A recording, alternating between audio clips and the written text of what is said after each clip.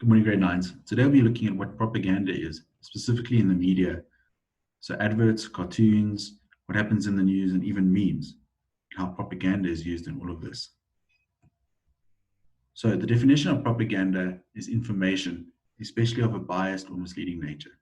Now remember, bias, okay, this is a type of prejudice that is often for or against one person or group.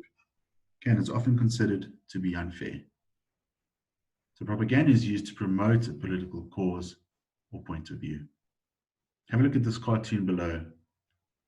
The words Trump 2020, keep America great, a message from ICE, the Border Patrol, and your White House. Here it shows 3 guards, which we assume are border control, beating up on a civilian. This highlights the prejudice that took place on the borders under his campaign. Have a look at this quick video explaining what propaganda is.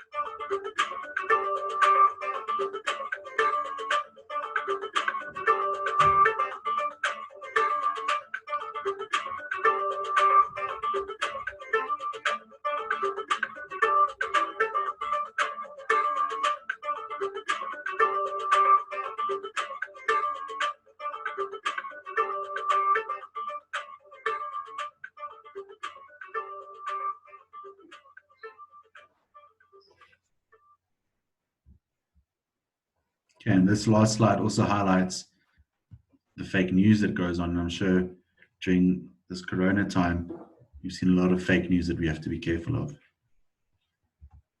So propaganda. Propaganda employs a various amount of techniques, and these techniques are used to influence opinions, emotions, attitudes, or behavior. It appeals to the emotions and not necessarily the intellect. So it works on your heart and not your brain. It is not negative or positive. The purpose is to persuade. Propaganda in advertising.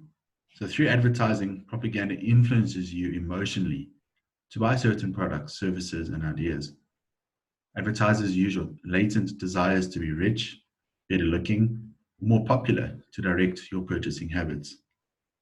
Propaganda is used by advertisers to influence consumer spending by presenting what is desirable. In advertising, the purpose is to claim superiority in order to sell the product. So my product is better than my competitors. Advertisers use propaganda in order to persuade people to buy their products or services. There are many types of propaganda. Excuse the spelling for R. The three common types are bandwagon, testimonial, and name calling. Bandwagon ads suggest that people would buy something because everyone is doing this or buying this. These ads say, join us. Your testimonial ads use famous, trusted, or popular celebrities to endorse their products. And name calling, these ads suggest that competing products are inferior. In South Africa, however, this has to be done very cautiously, as legislation is quite strict on what advertisers may do. So let's have a look at bandwagon. Here's an example of a Dove advert. This advert for Dove uses women who are not models. The text, none of these women are hair models. After all, neither are you. The average woman can identify with the women in the ad. The women in the ad have very attractive hair. So this message, if you use Dove, you will have very attractive hair as well. Testimonial example. This ad for Nespresso features George Clooney. The ad does not say anything specific about the coffee that is sold by Nespresso. There's no specific information about their machines or their capsules. Instead, a well-known celebrity is enjoying the product. The idea here is if George Clooney enjoys Nespresso and you are a fan of George Clooney, you are more likely to buy Nespresso and their products. And then name calling. Here's an advert by Xbox 360 Elite. This ad for Xbox may not seem like a name calling ad, but the ad tells you that if you use Xbox, you will not be a wimp. Wimp here is spelled with a double I. This plays on the idea of its competitor, Wii. Therefore, the ad is calling the Nintendo Wii gaming system a wimp. Here are a few more techniques that are employed in propaganda. Snob appeal. This makes assumption, insinuation, this product or idea is better than others. Plain folks. This is practical product for ordinary people, opposite of snob appeal. Patriotism. Purchase will display love of your country. Your support for this product or this service will support your country. Evidence claims. Here statistics are used to prove their superiority. So these statistics and research that they claim will obviously position their product as a better product to their competitors. Transfer. Here positive feelings or desires are connected so that what we associate as good will be associated with the product that is being advertised. Slogan, a catchword or a phrase loaded with emotion, something that's often quite easy to remember. Wit and humor, this diverts audience and gives a reason to laugh, often through the use of clever visuals and or language. Think about the Nando's adverts. Rewards, bonuses awarded to consumers for purchase. Then a big lie. This is an outrageous falsehood. Somewhere where they claim the best in. Once again, this is also carefully monitored in South African media legislation. Scapegoat. Here's where a person carries the blame for others. So manipulating language is a strong tool for propaganda. Have a look at active and passive voice. Here the writer will specifically use one of the voices to highlight his message. Here the writer places emphasis and positions the reader towards a certain idea or message that the writer wants to carry through. Have a look at this example. Police injure criminal during arrest. This could be a headline. In its active form, the focus is on the police and what they have done. They've injured the criminal.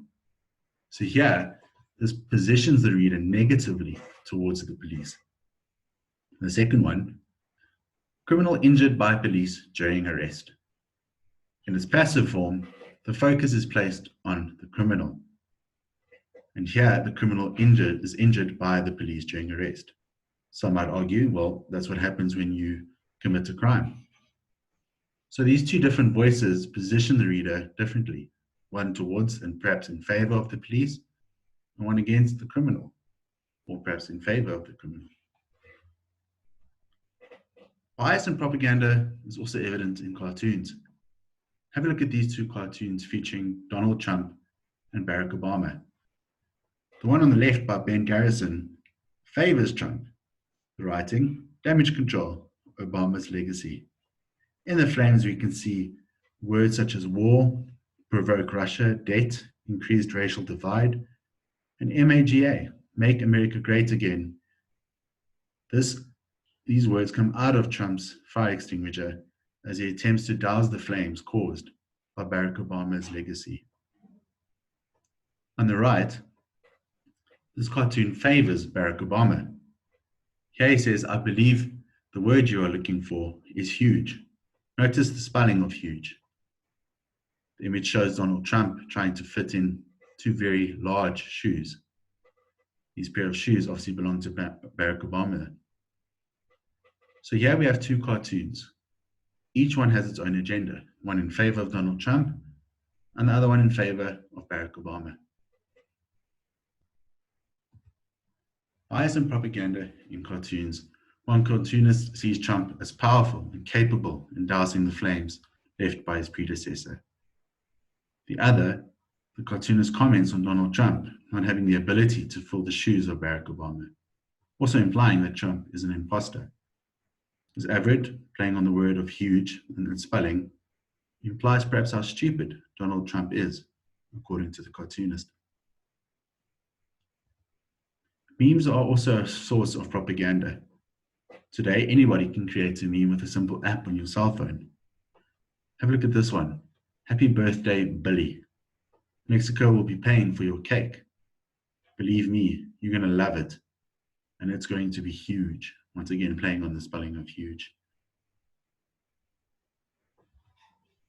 What is your opinion when you see a cartoon? Remember, a cartoonist will have a certain agenda or viewpoint or something that could be very different to yours or mine. Have a look at this cartoon. 1920 USA, Prohibition, gives rise to organized crime. This draws parallels on what's happening in South Africa at the moment during the lockdown to what happened during the Prohibition in 1920, where alcohol was banned. Here we can see a gangster with a Tommy gun, perhaps insinuating it is Cyril Ramaphosa. On the right, South Africa, 2020. Why should we expect anything different? And here's a cartoon with Dlamini Zuma after she did a speech and where she mentioned that there won't be any alcohol or cigarettes being sold during lockdown. Perhaps another thug or gangster on the side highlights a black market that's taking place where illegal cigarettes and alcohol are being sold. Remember, every time you watch the news or read an article, you have to be aware of what's fake and what's real. Have a look at this cartoon. It states war front, subjugating the enemy. And on the right, home front, subjugating public opinion. Here it shows how the media focuses on different aspects of a war. Here they're focusing on the anti-war campaign on the left, the soldiers and the effects on the Iraqi people during the Iraqi invasion. Let's have a look at this clip.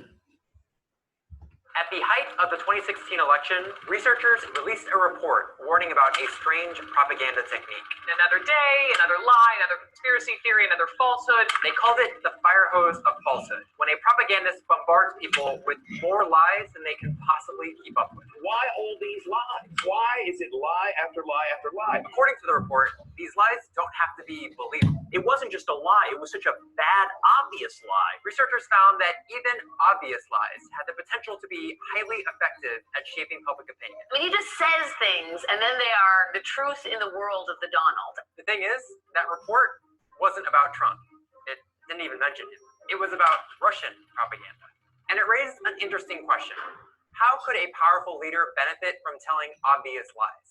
Signed more bills than any president ever. The president just simply lies for no reason. I was against the war in Iraq. Why lie about something that you don't have to lie about? You have people registered in 2 states. They vote twice. Why does he keep repeating it if it's obviously not true? We're going to get to Trump in a minute. Hell yeah. But before that, we have to talk to Christopher Paul. I'm a senior social scientist at the RAND Corporation. He co-wrote the report on Russian fire hosing, and he describes it as having 4 key characteristics. Russian propaganda is high volume and multi-channel. It's rapid, continuous, and repetitive. It makes no commitment to objective reality, and it makes no commitment to consistency. Ooh, sounds like Trump. Can you give me a second? I'm building a narrative here.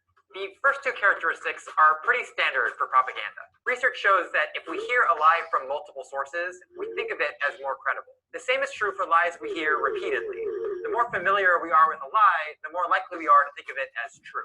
But the last 2 characteristics, no commitment to objective reality or consistency, that's surprising. They don't care that much about the truth. Much of their propaganda is either completely false or has a kernel of truth. Maybe the most jarring example of this was in 2014, when the world watched as Russian troops entered Ukraine. There were a bunch of Russian soldiers wearing uniforms without insignia, and those were dubbed Little Green Men. This was a huge deal. Russia was essentially invading a country they had said they were not going to invade. But when Putin was asked about it, Were these Russian soldiers? No. These were local self-defense forces. Putin vehemently denied, no, the Little Green Men are not Russian soldiers. it wasn't just that Putin was lying. He was lying about something so obvious. There was footage of the soldiers airing on TV. Russian troops spreading out throughout the strategic Crimean Peninsula. And then, a few weeks later, he just said the opposite. Of course, we had our servicemen. They were acting very correctly. No, I'm sorry. No, I misspoke. Just, of course we have troops there. This is counterintuitive. This is not what I expected. Because I come from an influence background that says credibility is king and the truth will always win. Part of being a good liar is not getting caught, making sure your lies are at least somewhat believable. When Dick Cheney said, "There is no doubt Saddam Hussein now has weapons of mass destruction," he was lying, but to most people who aren't intelligence experts, it sounded credible. If someone asks, "Hey, did you eat my sandwich?" you'd say, nope, I brought my lunch from home. You wouldn't say, you never had a sandwich. But when it comes to fire hosing, believability doesn't really matter. I think being willing to not be seen as credible is okay with the Russians. We'll come back to this. But right now, it's Trump time. Since the election, people have pointed out that Trump uses fire hosing too. I really had no view that this would be anything that anyone would think about applying to American politics. That's not what I'm about. I am concerned with foreign intervention in our political processes. Okay, fine. Donovan, bring in the second interview, please. Thank you. You know, I think it can be deceptive just how different they look. But despite the different styles, I think they do the exact same thing. This is Masha Gessen. She's a Russian-American journalist, activist, and all-around badass. And she's been warning about the similarities between Trump and Putin for years. They just create sort of this unmanageable volume of falsehood. Gessen argues that fire hosing, telling and retelling obvious lies, isn't about persuasion. It's about power. When Putin says there are no troops in Crimea, or when Trump says he never mocked a disabled reporter, they're not just lying. They're asserting that they are not constrained by reality, that everything, even things that are totally obvious to us, can be challenged. That's a very clear demonstration of power. You have to engage with what he said, even though it's false. Those last 2 features of fire hosing, the shamelessness, the inconsistency, they're kind of the point. The way that they lie makes the obviousness of the lie part of the power play. Yes, I know that you know that what I'm saying is absurd. And I assert my right to say whatever I want whenever I want to. He keeps urinating on the sidewalk and we have to keep wiping it up. Not the sidewalk, the you cheering for right now? Our knee-jerk reaction to lies like this is to fact-check them. Fact checkers are having a field day with this one. President Obama did not found ISIS. He was not wiretapped. There was no warrant out. It is not the biggest tax cut in U.S. history, as the fact checkers have noted. But if the goal of fire hosing is to assert power, fact-checking misses the point. There's nothing quite so humiliating and disempowering as trying to prove the truth. Think of a schoolyard bully who says, Why are you hitting yourself? Why are you hitting yourself? degrading you by forcing you to argue the obvious. Why are you hitting yourself? Why are you hitting yourself? You know about being bullied. I sure would, thank you. And I think that's kind of what it feels like when we fact check Trump. It's sullying. You feel like you've engaged with something that actually shouldn't be a part of the public sphere. Fire hosing turns even the most obvious of facts into a messy, mind-numbing political fight. Every time he gets fact-checked, Trump lashes out. They just don't want to report the truth. Sarah Sanders blames the media. If anything has been inflamed, it's the dishonesty that often takes place by the news media. And something that should not have even been up for debate starts to look like just another screaming match, where no one really seems credible. Donald Trump lies, and he lies compulsively. And if anybody wants to sit on here, I've got to move on. So this very simple human assumption that you can know what's true, that assumption is taken away from you. You have to work for the truth. And the hope is that, yeah, you'll get exhausted and you'll eventually give up. I'm getting depressed. I know, buddy. I'm almost done. We're all almost done. The ultimate goal of fire hosing isn't to pass lies off as true. It's to rob concepts like facts and reality of their power. But you stand by that claim about I him? don't stand by anything. I have my own opinions. You can have your own opinions. To reduce truth to just a position. Isn't it important just to have factual debates when discussing these things? Well, as you just commented, there's lots of different ways of looking at it. You're saying it's a falsehood, and they're giving alternative facts. It's somebody's version of the truth, not the truth. Truth is truth. I don't mean to go No, it isn't truth. Truth isn't truth. And if that sounds a little abstract, just listen to what Putin said during his press conference with Trump in July. As to who is to be believed, you can trust no one. He defends the interests of the United States of America, and I do defend the interests of the Russian Federation. So Putin just basically wanted to establish as a baseline that no one can be trusted. Everybody's pursuing their own strategic interests, and there's no such thing as the truth. And a few days later, Trump took that argument a step further. Just remember, what you're seeing and what you're reading is not what's happening. Just stick with us. Don't believe the crap you see from these people, the fake news. Just stick with us. Essentially, reality is about picking sides. And they're basically saying there's no war between people who know the truth and people who are lying. There's only positional warfare. Whoever has a better position, whoever has objectively more power, owns reality. And it's remarkable how effective that is. Maybe you can just start acting like you have total power. And it will not exactly give you total power, but it will give you a hell of a lot more power than an American president should have. You never had a sandwich? Okay, so that clip there just really highlights how propaganda is a strong tool, and especially in politics.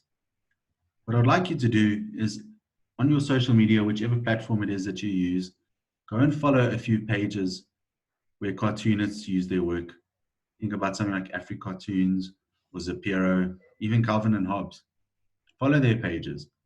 And when they post cartoons, analyze those cartoons. Have a look. Do you agree with the cartoonist? Why don't you agree with the cartoonist? What agenda does the cartoonist perhaps have? When you watch adverts or listen to adverts, ask those same questions. How is propaganda being used? How am I being manipulated into believing a certain viewpoint or idea? And once again, remember, visual literacy will continue all the way until matric. So these are good habits to start having now that your matric self will thank you for one day. Please have a look at the tasks attached to today's class room assignment and enjoy your day further.